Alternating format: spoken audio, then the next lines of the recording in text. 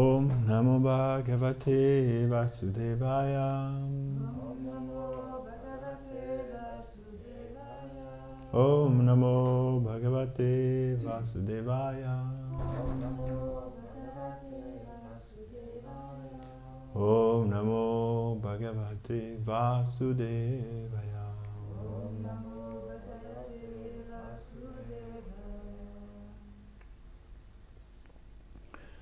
Donc, Srimad Bhagavatam, deuxième chapitre, verset numéro 4.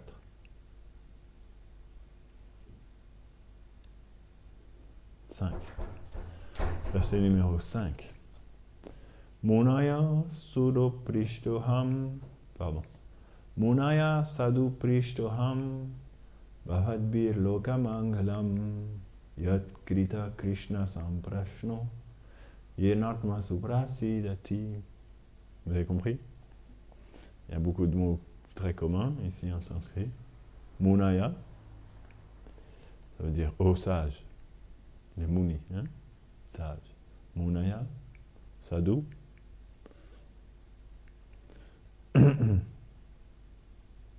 Lokamangalam. Vous pouvez comprendre? Lokamangalam. Vous comprenez mangalam? De bon augure. Lokamangala. Non. Loka, ça veut dire le monde. Le monde entier ou tout le monde. Lokamangala, qui est de bon augure pour tous les êtres. Krishna Samprashno. Samprashno, ça veut dire poser des questions. Krishna Samprashno. Des questions au sujet de Krishna. Yena Atma Suprasidati. Suprasidati, ça veut dire la satisfaction. Yena Atma, de l'âme.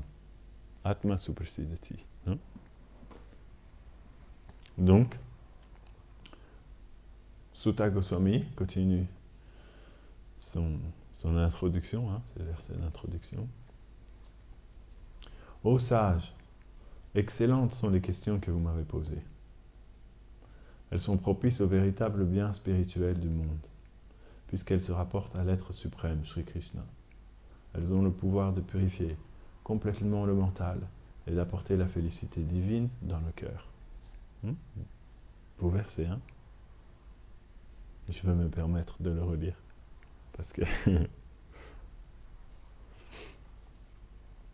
les Vaishnavas, ils aiment bien répéter les choses plusieurs fois. Vous avez déjà remarqué, non? Ils ont tendance à répéter toujours les mêmes choses. Parce que quand quelque chose est ce qu'on appelle amrita, qu'il contient du nectar, vous pouvez le répéter encore, et ça ne devient pas, comment on dit,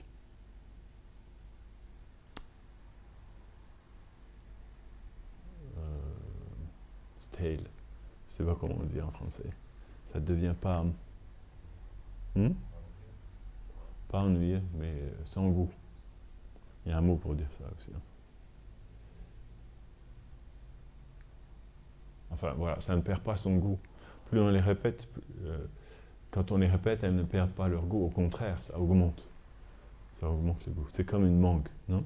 Si vous mangez une mangue, à chaque bouchée que vous croquez, ça devient meilleur, non? À tel point que quand vous arrivez à la fin, vous dites « Ah non, il faut que j'en mange une autre. » À chaque fois que vous croquez dans la mangue, vous dites « Waouh! Ah ouais, c'est vraiment bon. » C'est pour ça qu'on utilise l'exemple de la mangue, hein, parce que Krishna a donné quelques similitudes dans le monde matériel, même si ça n'a rien à voir, pour nous permettre de comprendre qu'il y a une certaine nature de choses qui n'apportent jamais la satiété. Donc, je me permets de répéter le verset. « Ô sage, excellentes sont les questions que vous m'avez posées.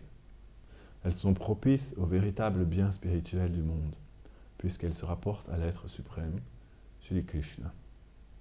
Elles ont le pouvoir de purifier complètement le mental et d'apporter la félicité divine dans le cœur.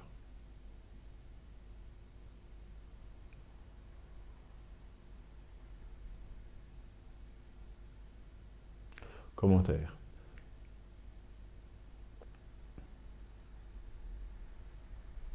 D'ailleurs, on voit dans le schéma de Bhagavatam, à chaque fois que Shukadeva Goswami s'arrête de parler, non? Quand il a fini une histoire, Maharaj Parikshit lui dit non, surtout n'arrête pas de parler, continue. Les propos que tu nous expliques apportent tellement de nectar dans nos oreilles, dans notre cœur, que s'il te plaît, continue, non? Et après, à certains moments, c'est Sutta Goswami qui s'arrête aussi. Et là, les sages de Naimisharanya lui disent non, non, surtout, continue, ne t'arrête pas. C'est pour ça que le Bhagavatam a duré pendant 7 jours. Parce que toujours, il remettait, comment on peut dire, il remettait du bois dans le feu de Shukadeva Goswami sous la forme de questions.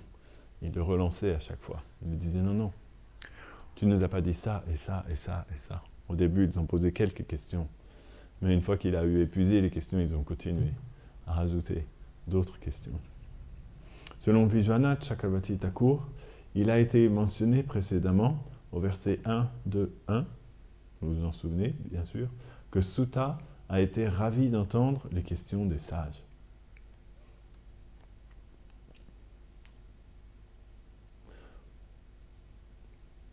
Le verset 1 de ce deuxième chapitre disait « Ugra Srava », Sutta Goswami, le fils de Romarshan, était ravi d'entendre les questions avisées des sages. En considérant leurs paroles, il commença son explication. Donc là, il a fait quelques versets d'hommage à son maître spirituel, Shukadeva Goswami. Et là, c'est la première parole qu'il leur répond directement. Il leur dit « Ô sages », après avoir offert ses hommages au Seigneur suprême, à Shukadeva Goswami, son maître spirituel, maintenant il se tourne vers eux et il leur dit « Ô sages, excellentes sont les questions que vous m'avez posées. » Et il est ravi dans son cœur.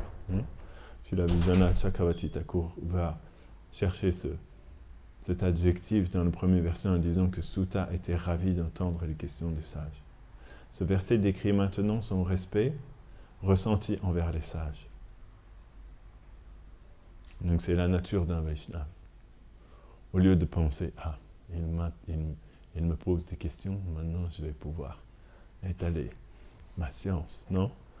Et au lieu de ça, Sutta Goswami s'est dit « Waouh, ces sages sont tellement avancés spirituellement qu'ils posent des questions qui sont bénéfiques pour le bien ultime de l'humanité. » Il a vu qu'en fait les questions que le sage lui posait, par ces questions-là, en fait, il voit les sages comme étant supérieurs à lui.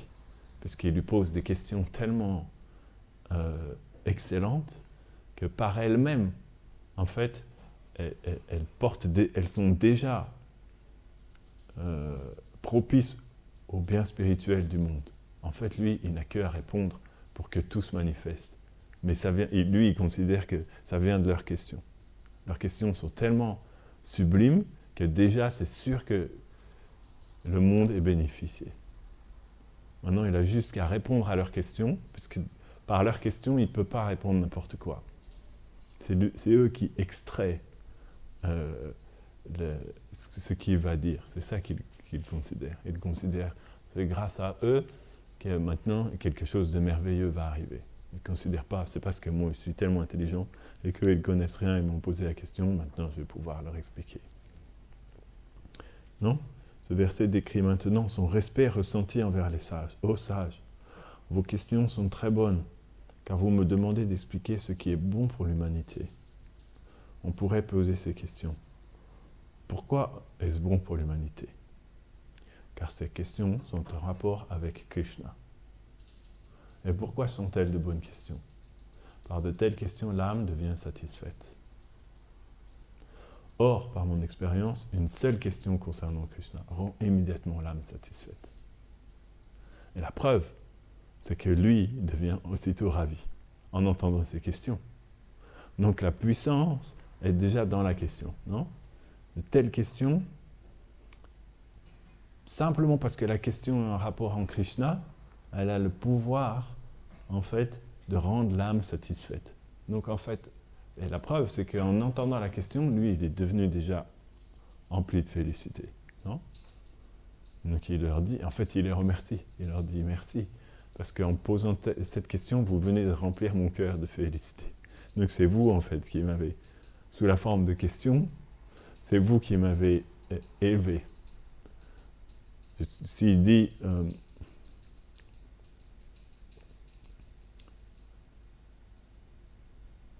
par mon expérience, une seule question concernant Krishna rend immédiatement l'âme satisfaite, ça veut dire que en entendant leurs questions, il se sent déjà pleinement satisfait. C'est la nature merveilleuse des propos et entrée à Krishna. Oma Gyana Timirandasya Gyanam Janam Shalakaya Chakshurun Militam Yena Tasmai Shri Gurave Namaha Shri Chaitanya Manobhistam Stapitam Yena Bhutale Sayam Rupa Kadamayam Dadati Swaparam Tikam Namo Mahavadanyaya Krishna Prema Pradayate Krishnaya Krishna Chaitanya Namne Guradvishe Namaha Shri Krishna Chaitanya Prabhu Nityananda Shri Advaita Gadadhara Shri Vasadi Gora Bhaktoya Hare Krishna Krishna Krishna Hare Hare Hare Rama Rama Rama Hare Hare Vanshakal Patarubhyascha Kripa Sindhubhya Evacha Patitanam Pavanebhyo Vishnavebhyo Namo Namaham Mukam Karoti Vachalam Pangom Langayate Girim Yat Kripam Tamaham Shri Guru Dinataranam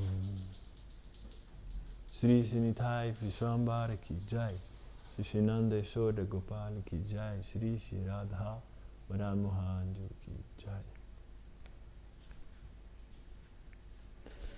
Donc c'est tout c'est un échange de rasa en fait entre Shaunaka Rishi, les sages de Naimisharanya et Suta Goswami. Ils sont tous des grandes âmes. En fait, ils profitent simplement d'être ensemble pour se questionner les uns les autres. Parce que quand on voit les peu de choses que Shaunaka ici, les peu de versets qu'il énonce dans le Bhagavatam révèlent déjà qu'il est une âme très spéciale. La première chose, comme je vous disais, quand Suta Goswami a fini un chant, presque un chantier, et qu'il a déjà parlé pendant des heures, la première chose qu'il lui dit non, s'il te plaît, ne t'arrête pas, continue. Ce que tu nous dis apporte tellement de félicité dans notre cœur, il faut que tu continues. Ça prouve que déjà, il est une âme très avancée, non? Il ne se dit pas, enfin, le prachad est arrivé. Prachadam, tous les sages de Naimisharanya, mettez-vous en rangée. Ils n'ont même pas pensé à ça, tu vois. Tellement de nectar arrivait dans leurs oreilles, ils ne pouvaient pas penser qu'il y avait autre chose. Donc c'est des gens qui sont déjà pleinement satisfaits simplement dans le fait d'entendre parler de Krishna. Ils peuvent rester là. Ils avaient déjà fait le vœu de rester là pendant 1000 ans, c'est ça? 1000 ans juste pour écouter parler Krishna. Pour eux, c'est pas grand-chose. C'est juste, comment on dit, une entrée pour le menu. Parce qu'après le Kali Yuga va venir, comme ça, ils vont pouvoir s'absorber dans ce souvenir de ce que Shukadeva Goswami a dit. Donc, c'est tout un art, l'art des questions dans la vie spirituelle. Tout le monde pose des questions. Krishna aussi pose des questions, non? Nanda Yashoda pose des questions. Radharani pose des questions. Et en fait, l'art de poser des questions, c'est l'art de savoir augmenter en fait la félicité. C'est l'art d'aller extraire, d'aller chercher encore plus profond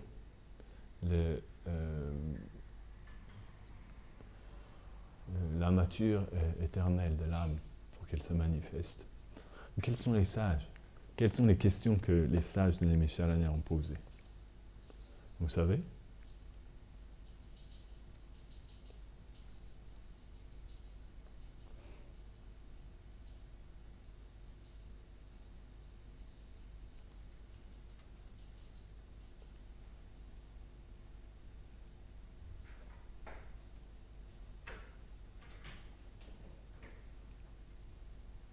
Beaucoup de questions.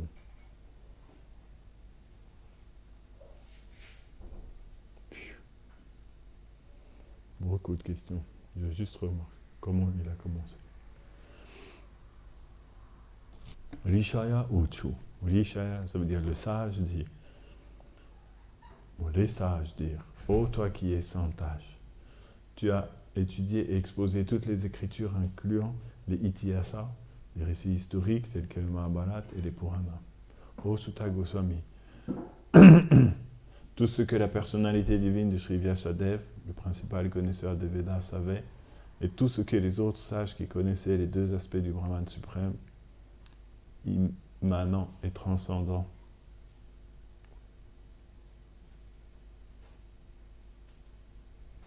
savaient, j'ai un doute sur l'orthographe de immanent, sont totalement connus de toi, car tu es le récipient sans réserve de leur grâce. Étant innocents et de cœur pur, ils t'ont naturellement transmis à toi, leur tendre élève, le savoir qu'ils possédaient, incluant les plus profonds mystères. Ils comprennent déjà que Sutta Goswami est le réceptacle d'une grâce particulière. Il a reçu toute la grâce, toute la miséricorde de Vyasadeva. Il dit que tout ce que Vyasadeva savait t'est totalement connu, parce que tu es le récipient sans réserve de leur grâce. Vyasadeva et tous les autres sages. Ça veut dire, en gros, il connaît tout, quoi, par leur grâce, parce qu'il est innocent et de cœur pur. Donc ils t'ont naturellement transmis le savoir qu'ils possédaient, incluant les plus profonds mystères. Donc ils comprennent que Sutta Goswami aussi, non seulement il a reçu tout un savoir incroyable, mais qu'il en a compris, il a reçu aussi les plus profonds mystères de ce savoir. Donc ils sont avides, c'est comme ça qu'on doit être avide quand on rencontre les grandes personnalités. Parce qu'ils savent des choses que personne d'autre ne sait. Tout le monde lit la Bhagavad Gita, mais tout le monde ne comprend pas tout ce que certaines personnes comprennent, non?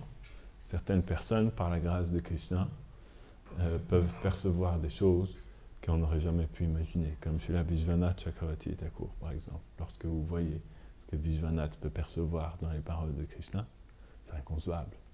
On n'aurait jamais pu s'imaginer. Jai, Nishita Nishingadev ki Jai. Veuille nous éclairer, ô Sutta, toi qui es le plus béni, avec cette sagesse que tu as extraite par une interprétation directe de tous ces livres sacrés. Ceci est avant tout le moyen sans faille et facile d'apporter le bien suprême à l'humanité. Ils savaient déjà que leur question, apporter le bien suprême à l'humanité.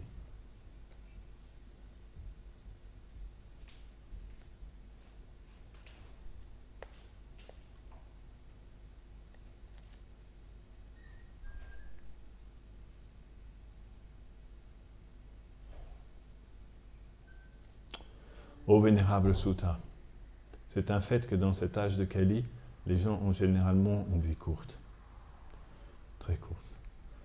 Ils sont paresseux dans la culture, à la dévotion pour Dieu, dépourvus d'intelligence, très infortunés de ne pouvoir avoir l'association de purs dévots. De plus, ils mènent des vies sujettes à la misère, à la maladie et à d'autres maux. Ça, c'est nous, hein? C'est notre description. On ne peut pas dire non, non, non. On est obligé d'avouer, parce qu'ils voient. Les sages voient dans notre cœur. On ne peut pas dire non, c'est pas vrai. Moi, je ne suis pas paresseux. On doit avouer. On est né dans le Kali Yuga, on ne peut pas dire non, je ne suis pas comme ça. Non? C'est comme si un Africain disait non, je ne suis pas noir. Il est né en Afrique, il est noir parce qu'il est né en Afrique, non?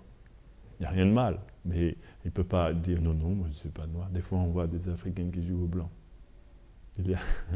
Ils s'habillent bien et tout ça, ils veulent faire comme si.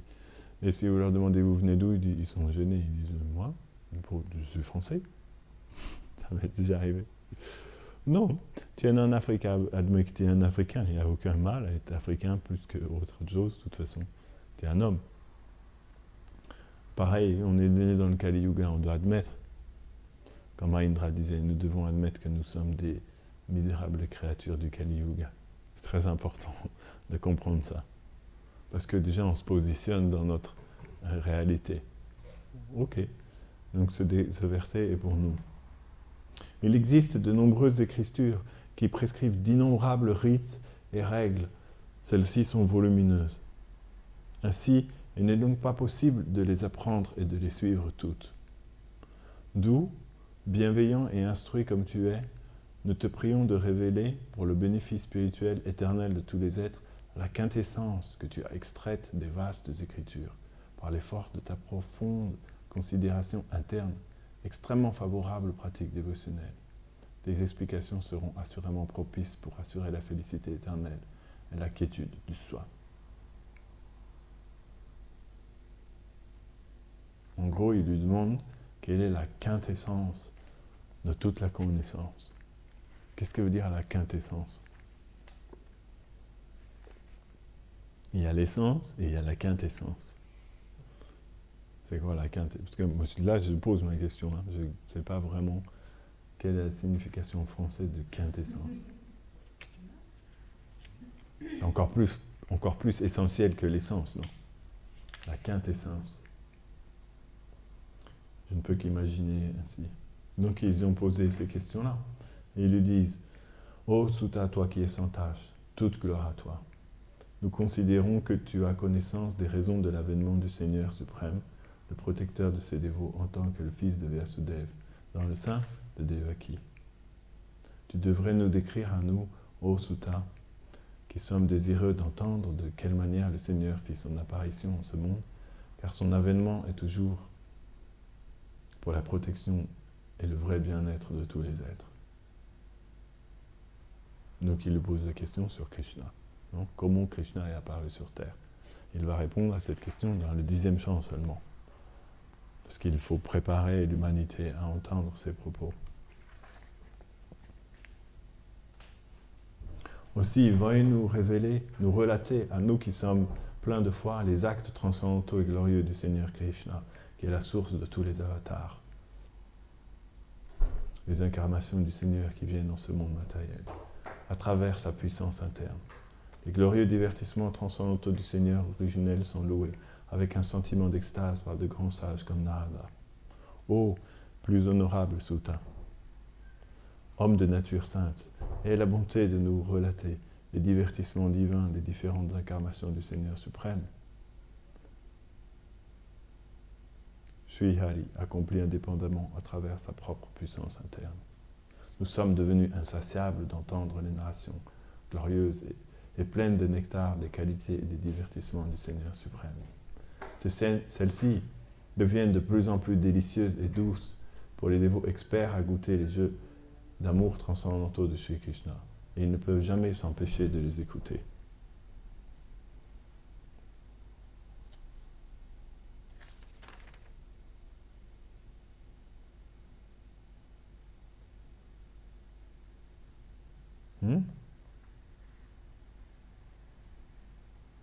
Donc c'est des bonnes questions, il pose. Il dit, s'il te plaît, explique-nous tous les mystères, vraiment l'essence de tous les mystères des divertissements de Krishna qui est apparu sur Terre, parce que nous savons que tout est connu, que tout a été révélé, et que tu connais même les trésors les plus profonds. Et donc il s'enquiert. Et là, Sutta Goswami devient ravi par de telles questions. Ravi parce qu'ils vont le forcer, ils le forcent à extraire les plus belles choses qu'il a jamais entendues et comprises. Si quelqu'un vous demande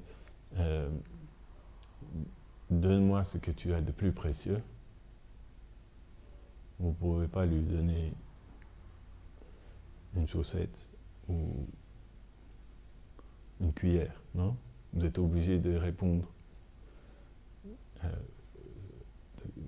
de façon conséquente. C'est ça qu'il demande. Il lui demande en gros quelle est la chose la plus incroyable que tu as pu recevoir et comprendre. C'est ça que nous voulons savoir. Donc, Sutta Goswami devient Ravi, il dit, oh, en fait, vos questions amènent le bénéfice, Loka Mangalam, pour toute la terre entière, pour toute l'humanité. Loka, ça peut vouloir dire beaucoup de choses. Ça peut vouloir dire tout le monde, ça peut vouloir dire toute la terre, ça peut aussi vouloir dire tout l'univers. C'est un terme expansif, selon le niveau auquel on le considère. Là, quand il dit Loka Mangalam, par rapport au sujet, ça veut dire l'univers entier, ça veut même dire les trois mondes. Parce que même les paroles qui parlent de Krishna, ils sont de bon augure, même dans le monde spirituel. Quand on dit les trois mondes, ça a aussi deux significations.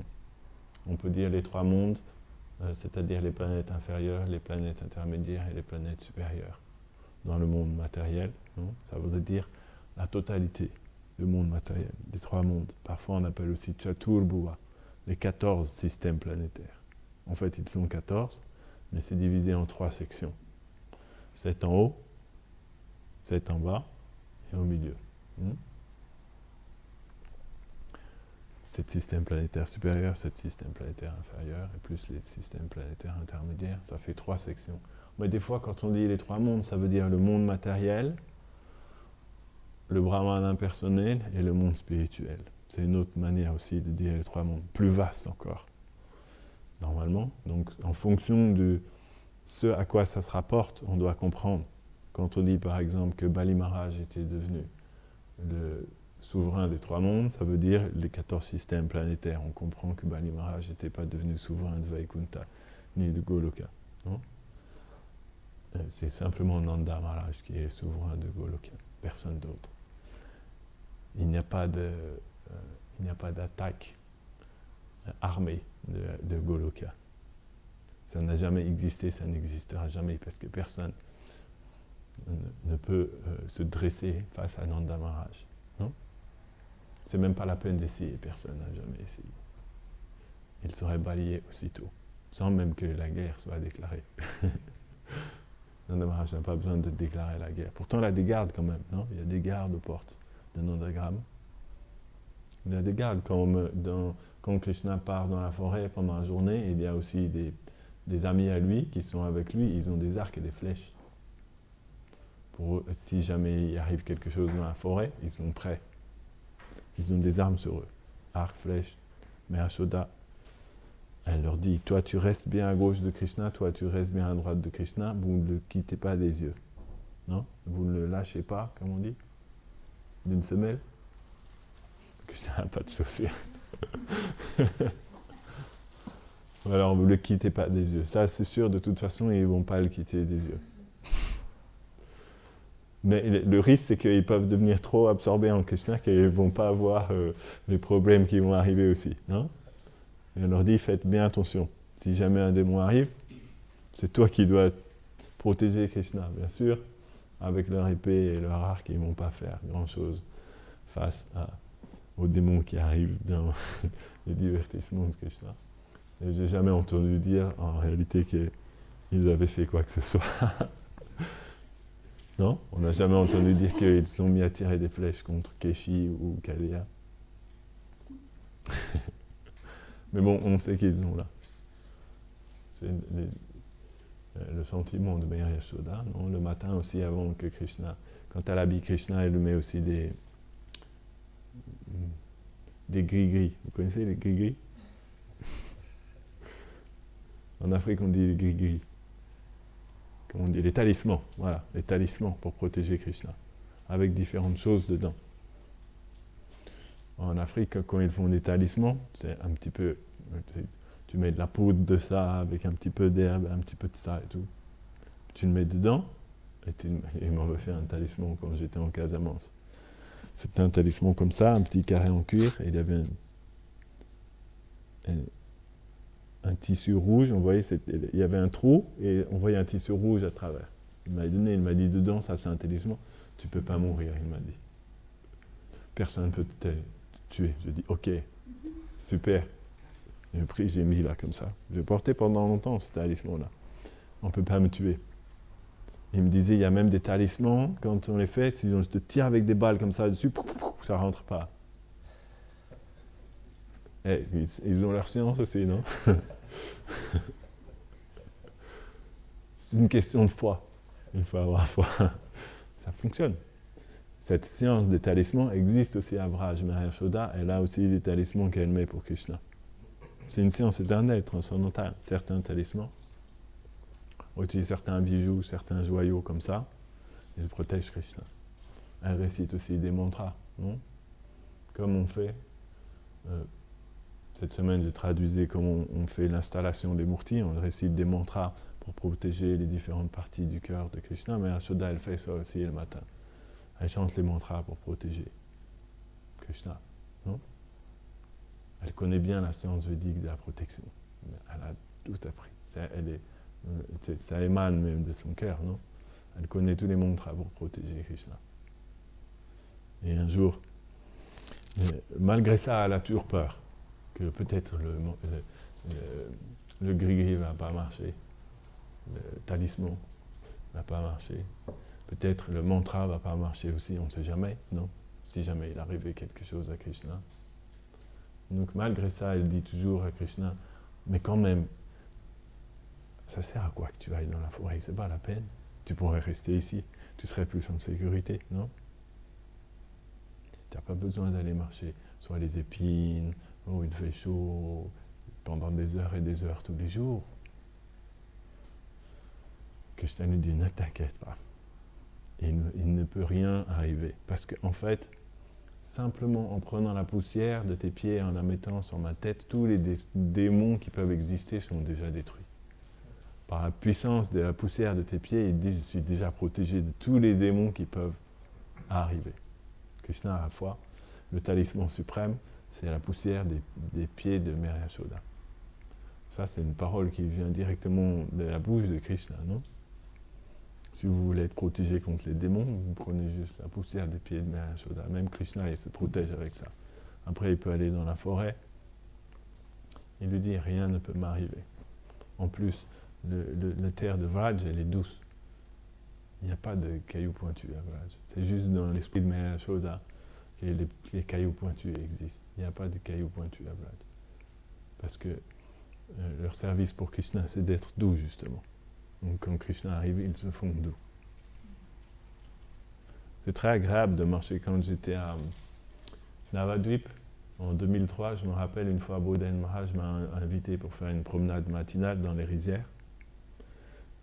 J'étais en train de chanter dans le Samadhi de Bhakti Pramod Puri Maharaj, ou à côté. Il est venu et il m'a dit, oh, I'm going for a morning walk, you want to come? J'ai dit, oui. C'était la première fois de ma vie que je voyais Bodhan Maharaj. La veille, ça avait été la première fois de ma vie. Alors je me dis, ok, je pars avec lui, je le suivais. Et là, on marchait dans les rizières et la terre de Mayapur, ça m'a complètement marqué parce que la terre sous nos pieds, c'était comme du marshmallow. On marchait et c'était... Nos pieds, ils s'enfonçaient, mais pas trop, tu vois. Juste ce qu'il faut pour que ça soit complètement agréable, mais que tu arrives quand même bien à marcher. Tu avais l'impression que la terre, elle épousait parfaitement elle avait la texture parfaite, tu vois. Tu marchais, c'était waouh. Je me disais, waouh, c'est incroyable. Le toucher que ça te faisait avec les pieds, tu vois. Voilà, donc je marchais derrière lui dans les rizières. On a marché un petit peu, et après, elle n'a pas été très longue, ça m'a emmené au Bodhan Maharaj. Il a dû faire 100 mètres ou 200 mètres, et après il est retourné sur lui-même, il a dit, ok, on rentre. J'ai dit ok. C'était assez rapide ce matin-là. Je ne sais pas pourquoi. Mais... Et on marchait dans la direction du Samadhi de Prabhupada, parce que dans Gopinath Gaudiya-Math, on voit le Samadhi de Prabhupada de loin. Quand tu vas au fond, vers le Goshala, ils ont des terres encore là-bas. Et après, à l'époque, maintenant c'est peut-être habité, mais à l'époque c'était des champs, ensuite jusqu'à ISKCON. Et de là, on voyait. Ils me disaient, oh, look, this is Samadhi of Prabhupada. Donc on marchait par là-bas, puis après on est revenu. C'est très joli Mayapur le matin. Hein? L'atmosphère du Dham, très spéciale. Donc il y a ce talisman pour protéger Krishna.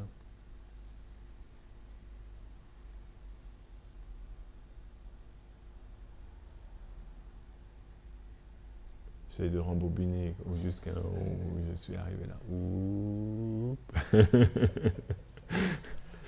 Je me suis perdu. Mais il y a le fil d'Ariane. Tu connais le fil d'Ariane? Il faut rembobiner le fil pour revenir sur tes traces. C'est l'histoire de Thésée et le Minotaure. Tu sais, il avait pris la bobine de fil là pour sortir du labyrinthe. Moi, j'ai oublié de faire la bobine de fil.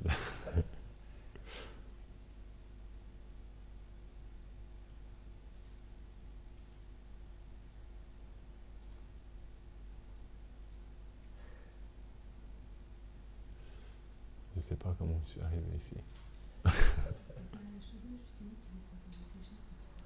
Ouais, ça, je sais. Je suis revenu déjà jusqu'à là. J'arrive pas à revenir plus loin.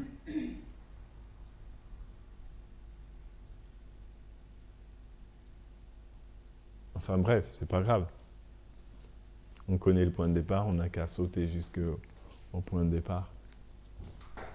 Donc, les questions des sages sont très sublimes parce qu'elles ont la capacité de combler l'âme. Yenatma suprasidati. On retrouve le même mot quelques versets plus loin où il va dire, c'est le verset suivant, il va dire Yayatma suprasidati. Savai pumsa parodharmo yatobhaktir adokshaje ahituki apaitihata yayatma suprasidati. Quelle est cette capacité d'apporter la félicité divine dans le cœur? Yayatma suprasidati. C'est ça que tous les êtres recherchent. Non? Ils recherchent Yayatma suprasidati. De pouvoir expérimenter dans leur cœur la félicité divine, sans obstacle. Vaikunta, ça veut dire qu'ils expérimentent la félicité sans aucune entrave. Il n'y a pas d'entrave. Quelque chose qui n'a pas d'entrave, par définition, c'est illimité. Non? Donc c'est pour ça que Vaikunta veut dire qu'il n'a pas de limites, qu'il n'a pas d'entrave. On dit sans anxiété, puisque l'anxiété est une entrave, non? Mais ça ne veut pas dire simplement sans anxiété. Kunta ne veut pas dire simplement l'anxiété, Kunta veut dire l'entrave, la limite.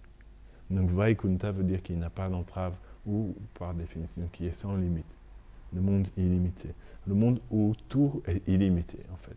La moindre petite chose à Vaikunta n'a pas de limite. C'est la différence dans notre monde, tout est limité. Ce reste même la plus grande chose qui existe, elle a une limite.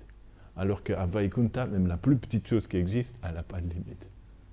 C'est l'inverse entre le monde matériel et le monde spirituel. Même l'univers matériel, c'est tellement gigantesque, pourtant il est limité.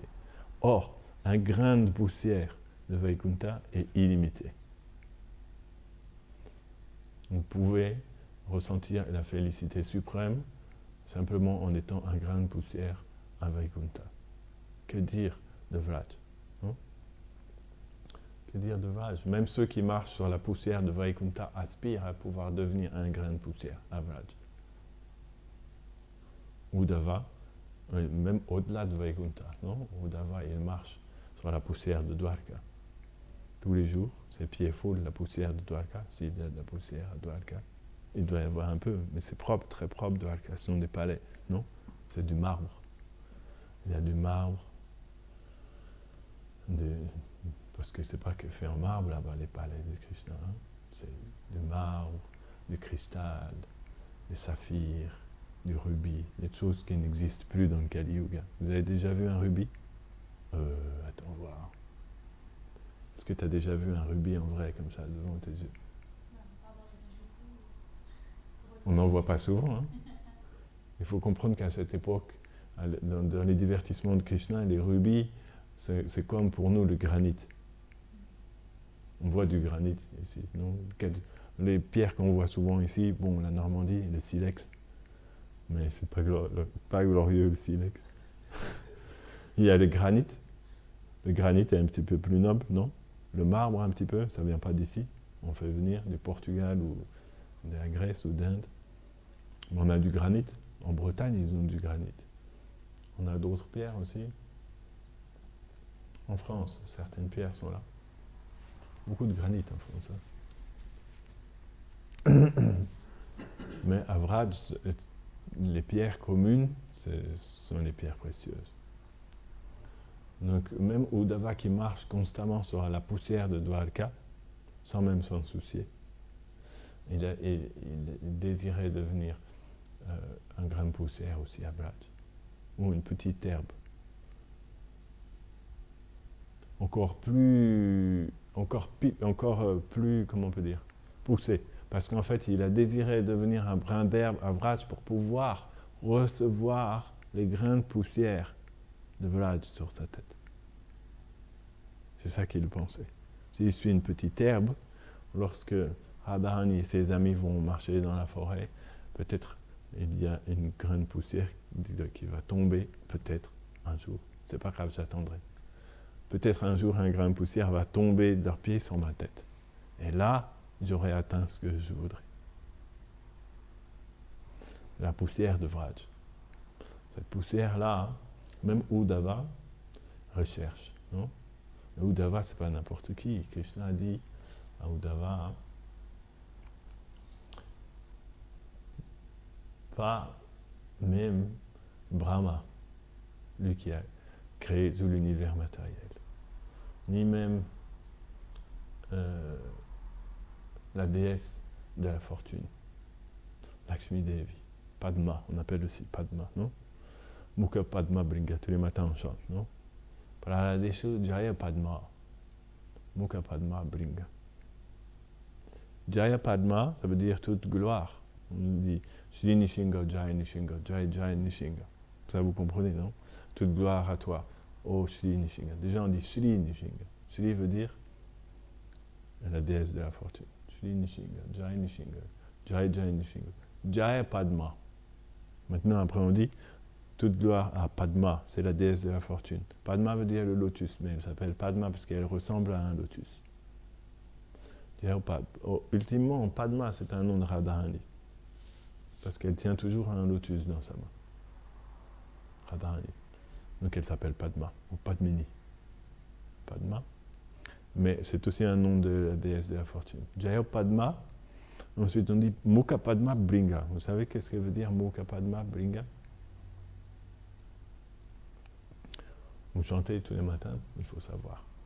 Vous n'avez pas le droit de chanter si vous ne savez pas.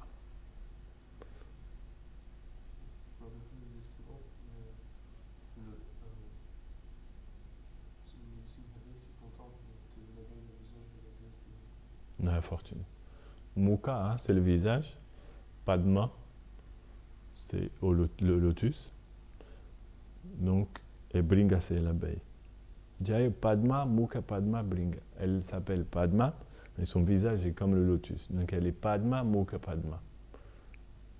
Padma au visage pareil au lotus. Jaya Padma, Mukha Padma, Bringa.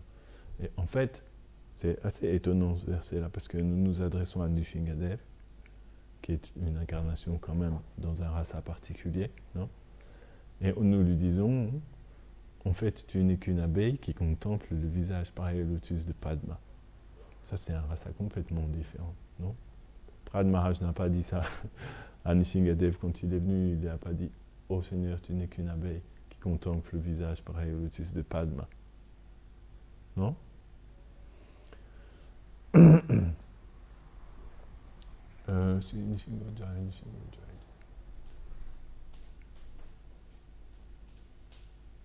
Alors,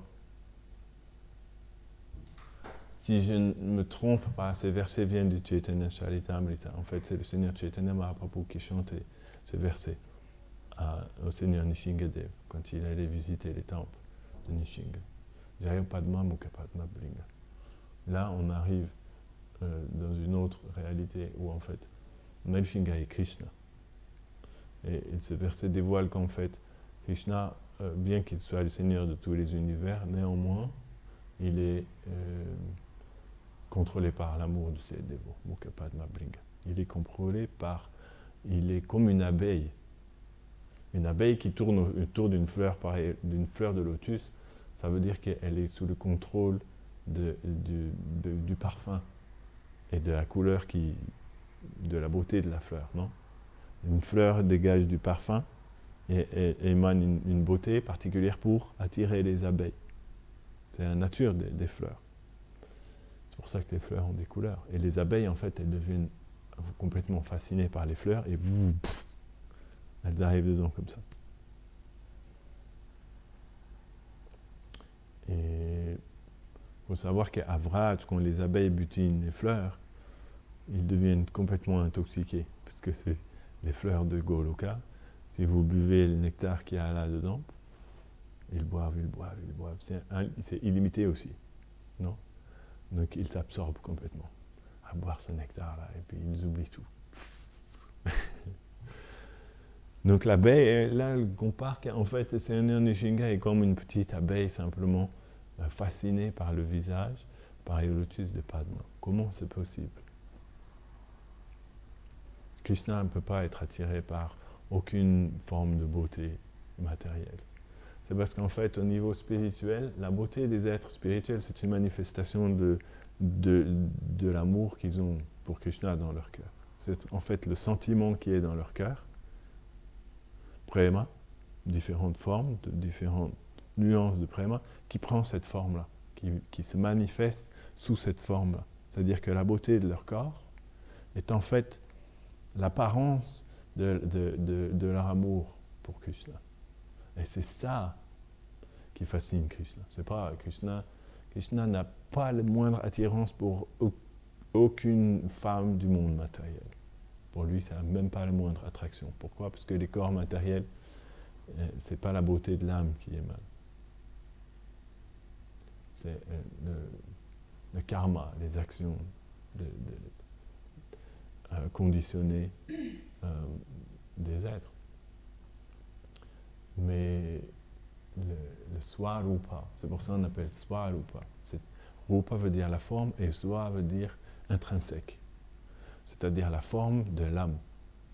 L'âme, a un sentiment, un rasa particulier, une nuance particulière dans le pur amour de Krishna, et ce sentiment-là se manifeste sous une forme. Donc Padma, en fait, la forme de Padma, ou la forme de Radha, en fait, c'est comment on peut dire, la forme de son sentiment. Et la beauté vient, en fait, de l'amour, du sentiment qui est là. Vous comprenez? Donc c'est ça qui attire Krishna. Pradesho Jaya Padma, Mukha Padma Prima.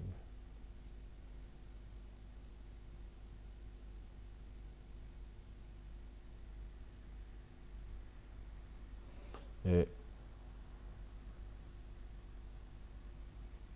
j'en prends débobiner et la bobine trop loin. Je sais où je me rappelle, où j'étais, c'est que j'expliquais l'aspect infini de Vaikuntha, Yayatma Suprasidati.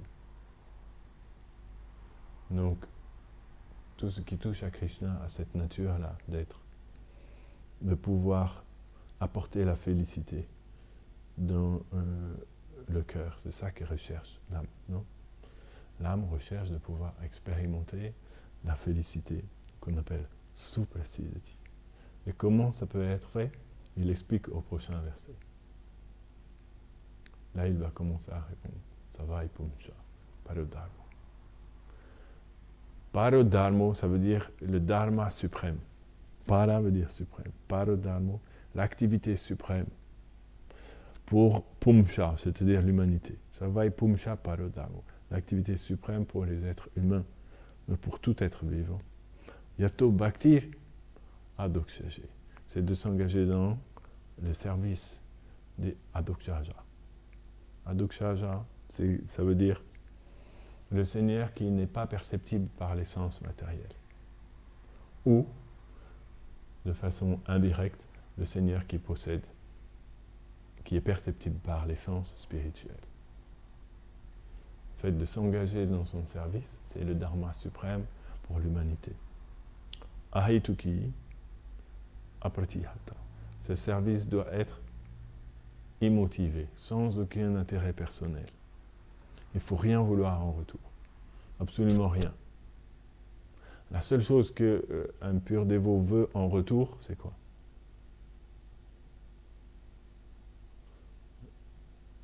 C'est de pouvoir servir encore davantage.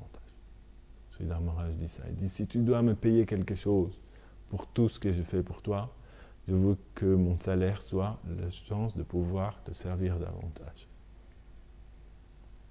C'est ça la félicité de l'âme pure, non? Elle espère simplement pouvoir augmenter le plaisir de Krishna. Ça, on appelle ahituki. Elle n'a pas besoin de penser à elle. Elle pense simplement, je souhaite simplement être un instrument pour augmenter ta félicité, augmenter ton extase. Tel est ce que je souhaite devenir, ahituki. Et apratihata veut dire ininterrompu. Continue, ça c'est difficile, apratihata, non? Apratihata, ça veut dire que ce sentiment doit être maintenu de façon constante, 24 heures sur 24. On doit s'absorber dans cette bhakti, c'est-à-dire don de soi complet pour le plaisir de Krishna. Et si on fait ça, Sutta Goswami répond, Yayatma Suprasidati. Ah, là, il peut expérimenter la félicité complète de l'âme. Suprasidati. Une félicité complète, totale. Quand tu es tellement comblé de félicité que tu peux rien demander davantage. C'est ça, Yayatma Suprasidati. Maintenant, il va expliquer dans le Srimad Bhagavatam comment atteindre ce Yayatma Suprasidati. Quelle est la plus haute forme de Yayatma Suprasidati? Quelle est la plus haute forme de Bhakti qui a jamais été manifestée et qui existe à jamais? Quelle est la plus haute forme de Ahituki Apratihata? Il va donner l'exemple, ce verset, le premier verset qu'il dit, c'est comme l'introduction. Et maintenant, il va développer ce verset-là et il va aller faire voir jusqu'à Vraj qu'est-ce que Ahituki Apratihata, comment les habitants de Vraj sont absolument désintéressés et comment ils sont continuellement absorbés en Krishna. Non?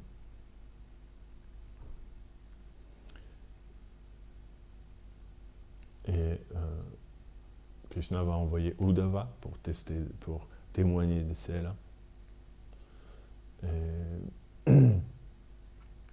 C'est ça, Sutta Goswami, il sait déjà, parce que ça, ils lui ont demandé de révéler l'essence, il est obligé d'aller à l'essence, mais il faut faire un long chemin pour que les gens puissent comprendre. Souvent, quand on doit parler de Krishna aux gens, on doit se soucier, est-ce qu'ils vont pouvoir comprendre ce que je vais leur dire? Un jour, quelqu'un a posé la question à Govinda Maharaj. Il a dit, s'il vous plaît, parlez-nous de Krishna.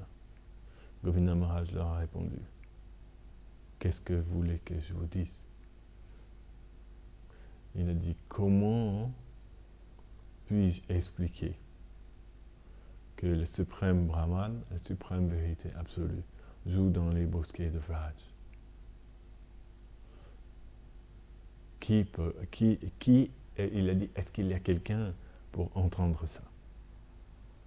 Donc je peux pas l'expliquer, parce qu'il n'y a personne pour entendre ce que je pourrais dire. Donc il faut faire attention que l'audience soit prête. Sutta Goswami, Shukadev Goswami, il prépare l'audience d'abord, petit à petit, pour nous amener à comprendre. Ensuite, quand ils vont expliquer Vraj, on va comprendre. Si on va essayer de comprendre directement, on ne va pas comprendre. Parce qu'on n'a pas la connaissance, non? Si tu amènes quelqu'un dans une mine de diamants, qui n'a jamais vu du diamant avant, il ne sait pas que c'est du diamant, il n'a aucune idée de la valeur d'un diamant, ça ne lui fait aucun effet. Absolument aucun effet, non? Il va avoir des cailloux, des cailloux colorés. Si tu l'amènes à jouer club, ça lui fait le même effet. Il va avoir des cailloux en plastique colorés, non? Ou chez, comment il s'appelle, Assalam, là, qui vendent les lampes marocaines colorées. Si tu lui montres un bout de plastique rouge, transparent, tu sais, ou un rubis, ça fait le même effet pour lui. Il ne voit pas la différence. Mais si tu amènes quelqu'un qui connaît bien la valeur, non? Un bijoutier, tu l'amènes dans une mine de vrais diamants, il va devenir fou, le bijoutier, non? Il va dire, waouh, j'ai jamais vu autant de diamants. Et là, sa tête va commencer à faire bouh. Non? Alors que, parce que lui, il voit l'aspect unique de la chose. Il connaît d'abord la valeur. Donc, Sutta Goswami, Sukadeva Goswami, d'abord, ils éveillent la compréhension de la valeur des choses dans notre cœur, pour ensuite pouvoir nous dévoiler ce qui est très beau. Parce que si on parle aux gens directement de ce qui est suprême, ils ne peuvent pas comprendre, puisqu'ils n'ont aucune échelle pour mesurer ça. Ils n'ont rien à quoi rapporter cette expérience ou cette description. Et ça va leur paraître comme une histoire, comme on dit, mythologique, une espèce de mythologie, non? Le dieu Krishna qui fait des bêtises. C'est ce que ma professeure, elle m'avait dit quand j'étais petit. Oui, il y a le dieu Krishna, lui, il fait des bêtises dans son enfance. Voilà, qu'est-ce qu'elle avait perçu? Elle n'avait pas compris, visiblement, parce qu'elle n'avait pas pu comprendre qui est Krishna. Mais après, le Bhagavatam est là pour nous élever jusque dans ce niveau de conscience. On appelle Vasudeva, la conscience de Vasudeva. La lettre comprend de quoi il est question. Et ensuite, la réalité du monde spirituel prend une dimension très spéciale. Là, il va comprendre chaque parole qui traite de cette personne est très spéciale. Elle est remplie de félicité. Son cœur est devenu purifié, déjà il peut expérimenter la félicité. Sinon, les gens, quand vous leur parlez de Krishna, ça les ennuie. Ils entendent parler, après ça les ennuie, ils en vont. C'est un des pouvoirs de la Krishna Katha. Un jour, Satyananda Maharaj, il était visiter un lieu saint avec des dévots. Et là, il y avait beaucoup de touristes qui étaient là. Et il se disait, mince, il y a plein de touristes, c'est dommage, ça a été bien si... Parce qu'ils n'étaient pas du tout dans l'état d'esprit, tu vois, les touristes, ils prenaient des photos, on voyait bien qu'ils ne réalisaient pas. Et là, le dévot qui guidait le groupe, il a dit à Satyananda Maharaj, il a dit, vous inquiétez pas, dès qu'on va commencer à parler de Krishna, ils vont partir. Et il a dit, ça a marché. Dès qu'on a commencé à parler de Krishna, ils sont tous partis. Parce que les gens n'ont pas d'attraction. D'abord, les Vaishnavas experts, ils éveillent d'abord l'attraction dans le cœur des êtres, et ensuite, ils peuvent alimenter. La petite braise qui est là, si tu vas lui mettre une grosse bûche dessus, elle est finie. Non? D'abord, il faut alimenter, mettre une petite brindille, tac, tac, parce qu'il ne peut pas supporter plus. Donc tu mets un petit peu, le feu va s'allumer dans son cœur. Il va vouloir connaître davantage, non? Il va pouvoir apprécier de plus en plus, et là ensuite, il va pouvoir mettre les bûches, non? Après, il jette tout dedans. Swaha, et là, il jette tout. C'est ça, hein, Sukadeva Goswami, il a même jeté Krishna dans le feu. Dans le feu qui se trouve dans le cœur des êtres, il jette Krishna dedans. Parce que c'est une offrande, non? Krishna est fait pour, comment on peut dire, est voué à apparaître dans le cœur des êtres vivants. C'est ça, c'est la perfection ultime, l'apparition de Krishna dans le cœur des êtres vivants. C'est comme ça qu'en fait, Yayatma Supersidati, la félicité complète, peut être expérimentée simplement quand Krishna apparaît dans votre cœur. C'est pour ça qu'à Goloka, il n'y a que la félicité, parce qu'en fait, Krishna est constamment manifesté dans leur cœur, quoi qu'il se passe. Même si Krishna s'en va, non? Ils souffrent, Vipralamba. Ils sont submergés par la lamentation, ils pleurent, ils sont dévastés. Mais en fait, Krishnadas Kaviraj Goswami explique que cette dévastation représente quand même une forme de félicité. Pourquoi? Parce que Krishna est quand même là dans leur cœur. Krishna ne peut pas quitter leur cœur. Donc même s'il part extérieurement, intérieurement, il est toujours là. Donc la félicité est toujours omniprésente. Yayatma Supersidati.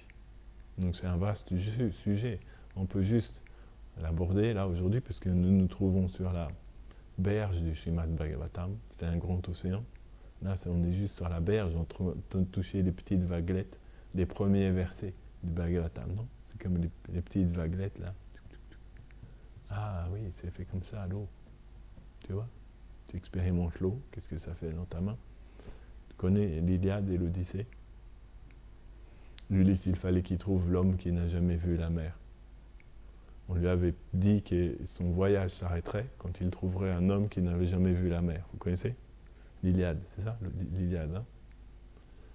Et il ne pensait pas que c'était possible. Mais un jour, il a rencontré un homme et je ne sais pas, je ne me rappelle plus exactement, mais il lui a parlé de la mer et l'homme lui dit, c'est quoi ça, la mer? Et là, Ulysse a compris que son voyage était fini.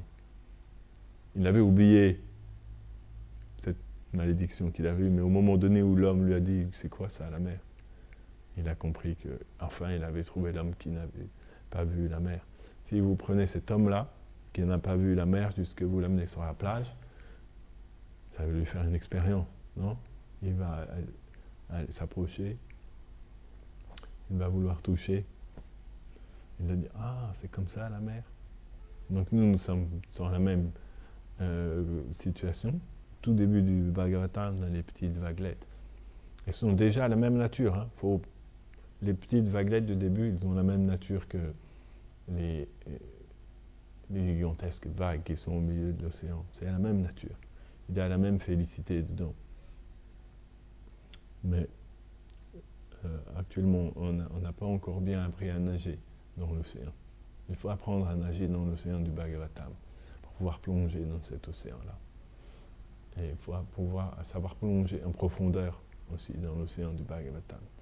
Les trésors du Bhagavatam se trouvent cachés tout au fond du Bhagavatam. Il y a beaucoup de trésors dans le Bhagavatam, mais ils ne sont pas dévoilés. Certains trésors sont dévoilés, mais il y en a d'autres aussi qu'il faut aller chercher nous-mêmes, quelque part. Pas aller chercher nous-mêmes, mais qui ne seront perceptibles que pour certaines personnes. Quelles personnes?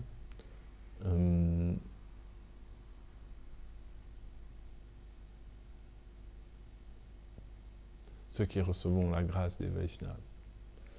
Ils pourront comprendre beaucoup de choses. Très merveilleux le Bhagavatam.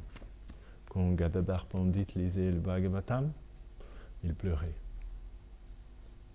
C'est ça que ça veut dire lire le Bhagavatam, non?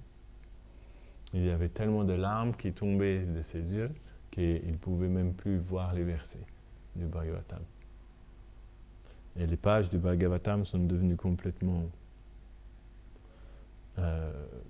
comment dire, washed away. Inondées, mais c'est effacées par ses larmes. On ne pouvait même plus lire les versets sur son Bhagavatam. C'est ça. C'est une des premières leçons que j'ai apprises dans la vie spirituelle. Mon maître spirituel expliquait cette classe-là. Il disait, c'est comme ça qu'on doit lire le Bhagavatam. Si vous voulez comprendre le Bhagavatam, vous êtes obligé d'approcher le Bhagavatam à travers Gadadhar Pandit, parce qu'il est l'autorité suprême du Bhagavatam. Sinon, vous ne comprendrez jamais le Bhagavatam. Donc on approche le Bhagavatam à travers Shri Gadadhar, pour pouvoir comprendre quel est cet état d'esprit dans lequel on doit lire le Bhagavatam. À partir de ce moment-là, le Bhagavatam devient une expérience incroyable. Si on peut atteindre cet état d'esprit-là, qu'est-ce qui fait que Shri Gadadhar a expérimenté ça? C'était l'état d'esprit, non? Qu'est-ce qu'il y a dans le cœur de Shri Gadadhar? Il va faire que dès qu'il commence à lire le Bhagavatam, tous ces symptômes d'extase manifestaient dans son cœur, non? Raghunath Bhatt Goswami aussi était célèbre pour ça. Quand il lisait le Bhagavatam, les symptômes d'extase manifestaient dans son corps et il tombait inconscient. Les Vaishnavas étaient obligés de le ramener à la conscience quand il lisait le Bhagavatam, Raghunath Bhatt Goswami. Il y a le Bhagavatam de Raghunath Bhatt Goswami à Vrindavan, son lieu où il lisait, à côté du temple de Radha Vallabha. C'est un lieu pas très connu non plus. Donc c'est ça, et c'est pareil le Saint-Nom de Krishna. Le Saint-Nom de Krishna, Nayanam Garada Shrudariya. Le Saint-Nom de Krishna, s'il est approché de façon appropriée, normalement des larmes doivent s'écouler des yeux comme la pluie des nuages. Donc nous devons comprendre par la miséricorde de Shri Gadadhar et ses associés éternels quel état d'esprit il faut approcher le Bhagavatam, le Saint-Nom de Krishna. C'est ça la vie spirituelle, trouver, à développer dans notre cœur cet état d'esprit-là. Si on arrive à atteindre cet état d'esprit-là, tout le reste après, ça viendra tout seul. Ça sera comme une avalanche. Tant qu'on n'arrivera pas à attraper cette vague, on n'avancera pas dans la vie spirituelle. On fait du surface. Dès qu'on attrape la vague de Shri Gadadhar, après, c'est du surf. Le surf sur la vague de la miséricorde, non? Il faut savoir où se positionner pour recevoir la miséricorde. Et après, tout descend dans le cœur. Il l'a dit là, je l'ai dit ce matin.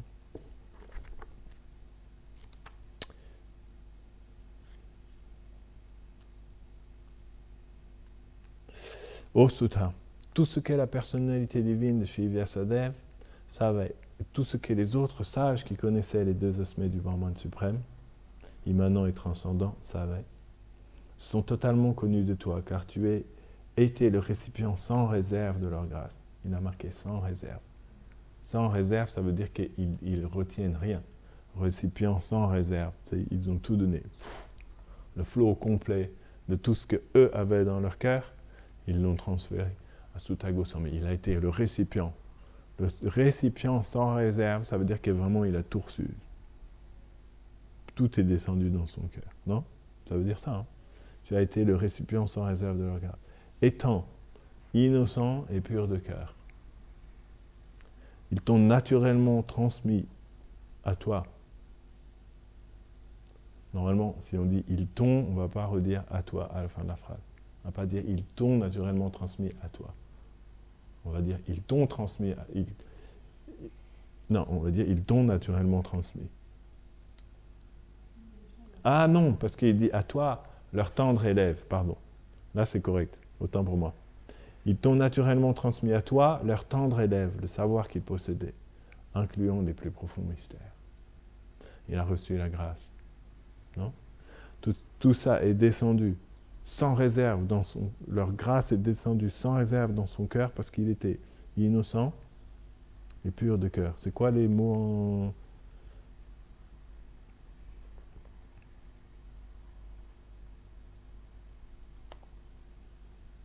Shomya. Vetat vam shomya tat sarvam shnigdasya shishyasya. Parce que tu étais leur tendre élève. Shishya, c'est le disciple, non? Mais là, il dit Shnigda. Shnigda, ça veut dire tendre. Ils avaient de l'affection pour lui.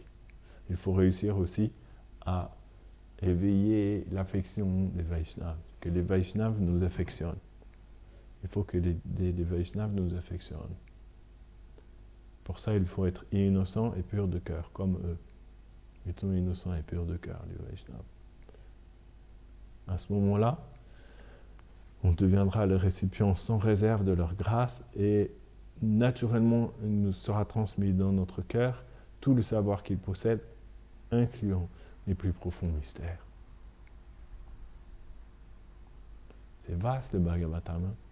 Là, on est au premier chapitre, verset numéro 7. Je ne sais pas si tu vois déjà l'amplitude de ce qui se passe là au verset numéro 7 du Bhagavatam. Là, il explique en gros comment faire pour que toute la miséricorde tombe sur toi et qu'il devienne récipient de la miséricorde totale et que les plus profonds mystères apparaissent dans ton cœur. Dès le 7e verset, il t'explique déjà ça. On n'avait pas vu. On l'avait lu, on n'avait pas vu. Veni, vidi, vici. Il avait dit, non? Je suis venu, j'ai vu, j'ai vaincu. Mais nous, on est venu, on n'a pas vu. Non, donc on a perdu. Je suis venu, j'ai pas vu, j'ai perdu. Et lui, il avait vu. Non?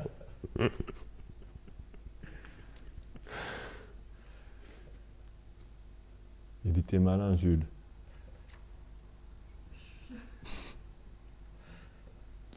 Jules César. C'est très puissant le Bhagavatam. C'est pour ça qu'il a dit au deuxième verset. Qu'est-ce qu'il a dit au deuxième verset? Comment il dit ça déjà? Dharma projito koitava trapamaramo. Nirmat. Dharma projito koitava traparamo nirmat saranam satam. Ce Srimad Bhagavatam, il est le joyau de la couronne de tous les Védas. Il a été révélé par le plus grand sage.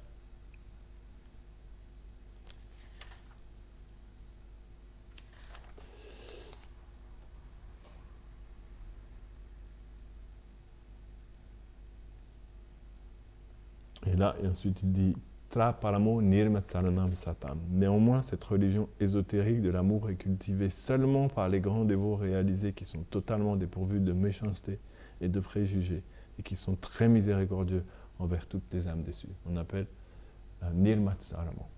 Ils n'ont aucune méchanceté ni préjugés dans leur cœur. Et ils sont très miséricordieux envers toutes les âmes. Eux, Satam, on appelle Satam, les Vaishnavas, les purs Vaishnavas.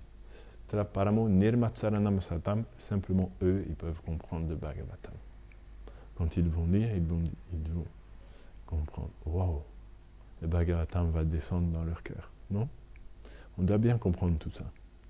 Parce que sinon, on va passer à travers la Bhakti sans qu'il se passe rien. Les choses ne vont pas se manifester, non? Donc au début du Bhagavatam, les Vaishnavas, Sutta Goswami, Vyasadeva, Sukadeva Goswami, ils nous expliquent bien le processus à adopter. Il faut obtenir la miséricorde, le Shri Gadadhar, pour que ces choses-là descendent dans notre cœur. Ok? Jai. Srimad Bhagavatam ki Jai.